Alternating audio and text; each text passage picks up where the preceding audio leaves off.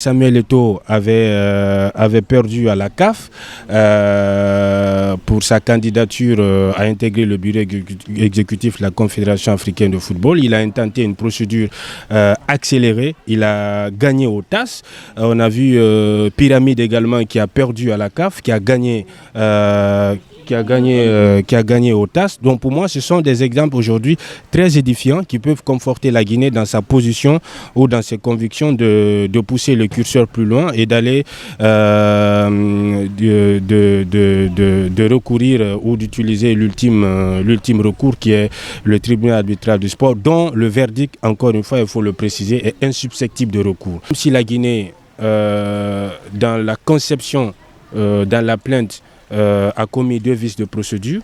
Dans la qualification de la plainte, au lieu de parler, dans la qualification de l'infraction, au lieu de parler de la plainte, nous avons parlé de réserve dans un premier temps, alors que la réserve commence à partir de la préparation du match jusqu'au coup d'envoi du match. Mesdames, Messieurs, bonsoir. Vous êtes sur Reflet Guinée. Cet après-midi, nous venons à la rencontre de l'un des plus grands journalistes sportifs du pays, Monsieur Paul Fatia Tounkara. Avec lui, on va parler de cette décision de la CAF par rapport donc au litige qui opposait la Guinée à la Tanzanie, par rapport donc à la qualification pour la Coupe d'Afrique prochaine. Monsieur Tounkara, bonsoir. Bonsoir à tous. Avec beaucoup de modestie, j'accepte ces superlatifs. Merci de l'invitation. Alors, votre première réaction, on apprend que voilà, le recours de la Guinée a été rejeté. Oui, c'est affirmatif. Le recours de la Guinée a été rejeté par le jury d'appel de la Confédération africaine de football. Surpris, non. Déçu, oui. Vous n'êtes pas surpris? Non, pas du tout. Je ne suis pas surpris parce que moi, je m'y attendais. D'ailleurs, pour moi, le scénario le plus plausible, le plus envisageable, c'est de voir la Guinée déboutée par la CAF et rétablie dans ses droits par le TAS. Aujourd'hui, la Confédération africaine de football, sur ces 5-6 dernières années, s'est rendue coupable de beaucoup de déboires juridiques, non seulement avec des acteurs du football, avec des institutions, parce que c'est des décisions qui sont souvent influées ou influencées par des pesanteurs ou par des agendas, par des calendriers, soit politique, soit économique. Donc pour X et Y raisons, les différents plaignants ne trouvent forcément pas satisfaction dans les plaintes ou dans les recours qu'ils déposent auprès de la Confédération africaine de football. C'est pourquoi ils gagnent souvent au niveau du TAS, même si la procédure elle est lente et elle est lourde en termes de finances, mais en matière de droit, quand on a intérêt, on a moyen et on a qualité d'intenter une action judiciaire pour espérer être établi dans ses droits, on use de toutes ces voies de recours-là. C'est ce que ces particuliers-là font pour gagner contre la CAF auprès du tribunal arbitral du sport. Donc c'est que la Guinée n'a pas pu gagner devant la CAF. Elle peut gagner cette chose devant le TAS?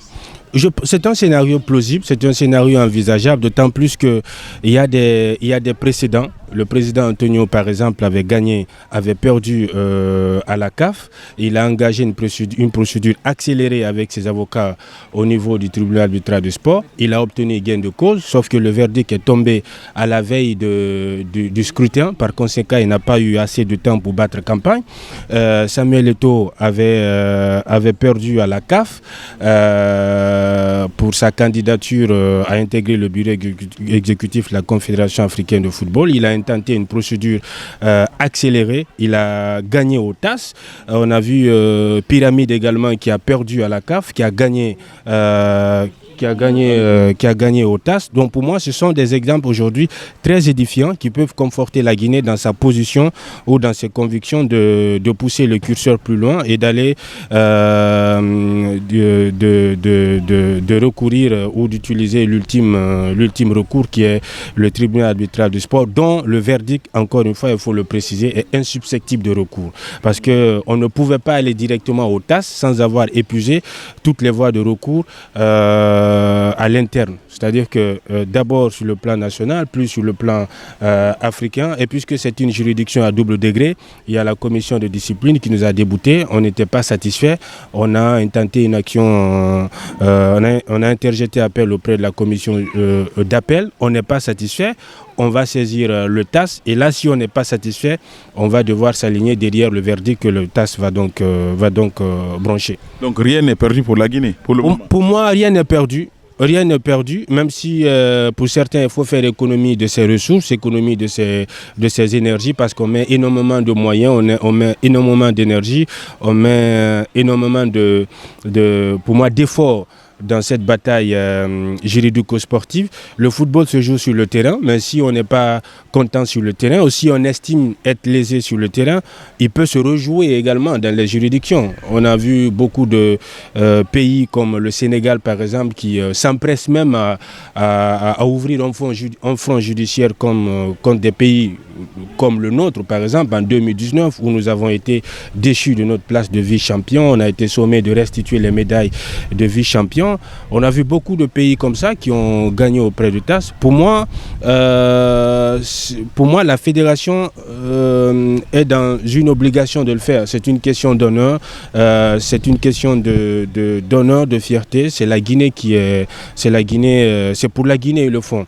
Alors, l'avantage, c'est qu'au niveau du TAS, au TAS, par exemple, le TAS c'est une juridiction qui est privée. Il faut préciser, c'est une juridiction privée et qui est essentiellement composée des spécialistes de droit de sport.